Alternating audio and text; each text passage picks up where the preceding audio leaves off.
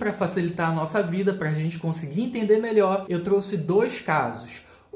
A justiça reconheceu o direito do trabalhador de ter a sua carteira assinada. E no segundo, a justiça não reconheceu. Vamos começar onde a justiça não reconheceu o contrato de trabalho. É o processo do TRT 6, que é de Pernambuco. Essa numeração, se você quiser depois conferir, é só você pegar aqui o número e pesquisar na internet que você vai achar essa decisão judicial que eu vou ler agora. Um rapaz foi contatado por uma empresa, uma seguradora, para prestar serviço de guincho. Sabe aquelas pessoas que têm seguro de carro? E se o carro delas parar de funcionar, elas vão ligar para o guincho? Normalmente a gente pensa que aquele guincho, né, que está vindo pegar o carro é o funcionário de uma empresa. Mas ele pode também ter uma empresa e estar prestando serviço como terceirizado. Era exatamente isso. O cara ele tinha uma empresa e ele entrou na justiça, né? Ele fazia esse serviço aí de guincho, né? E ele pediu na justiça que o trabalho dele fosse reconhecido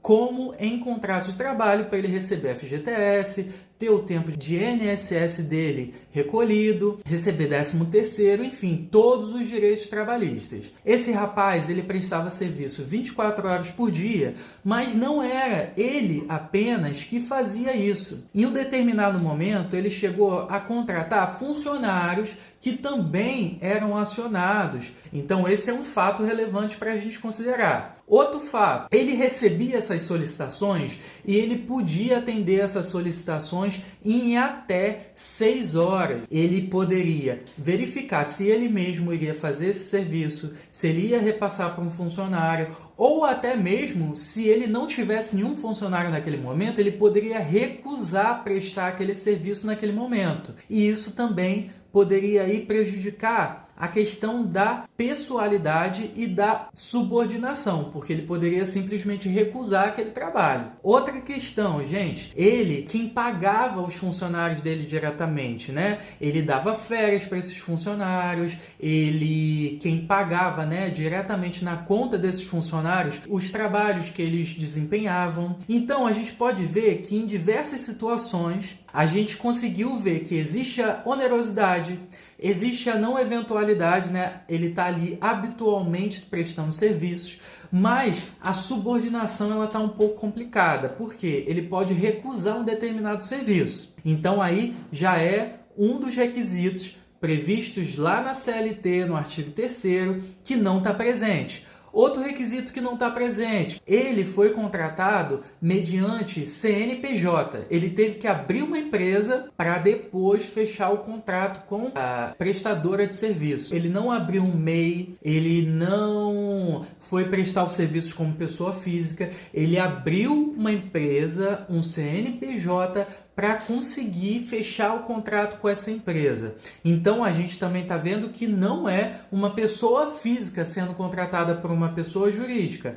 é uma pessoa jurídica sendo contratada por outra pessoa jurídica. Então só aqui é bem fácil a gente ver que o requisito da pessoalidade, né, dele prestar serviços pessoalmente e de ser contratado como pessoa física já estão prejudicados. E se qualquer dos 5 requisitos que eu falei, de pessoa física, com habitualidade, com onerosidade, com subordinação, não eventualidade, se todos os requisitos estão preenchidos, então tem contrato de trabalho. Se um dos requisitos está fora, aí a gente já está falando de uma prestação eventual de serviços. É claro que eu separei também um caso onde teve o reconhecimento de vínculo e eu vou ler agora para você. Esse processo é de São Paulo. Se você quiser pesquisar, anotar o número do processo, pesquisar na internet que você vai ver esse processo. Um rapaz, ele é motorista e ele foi contratado como microempreendedor individual, né, MEI, e levou para o empregador para começar a prestar serviços como motorista. Ele recebia R$ 2.250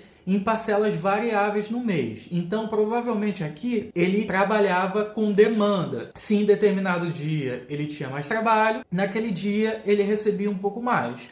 Se no outro dia ele tinha menos trabalho, ele recebia um pouco menos. Basicamente, ele alega que ele trabalhou um pouco mais de um ano e que por esse período ele não teve a carteira de trabalho dele assinada. E a empresa alegou que ele só foi contratado para prestar serviço eventual, que se não tivesse trabalho, ele não trabalharia. Mas, no processo, ele conseguiu demonstrar que isso não era a realidade. Por quê?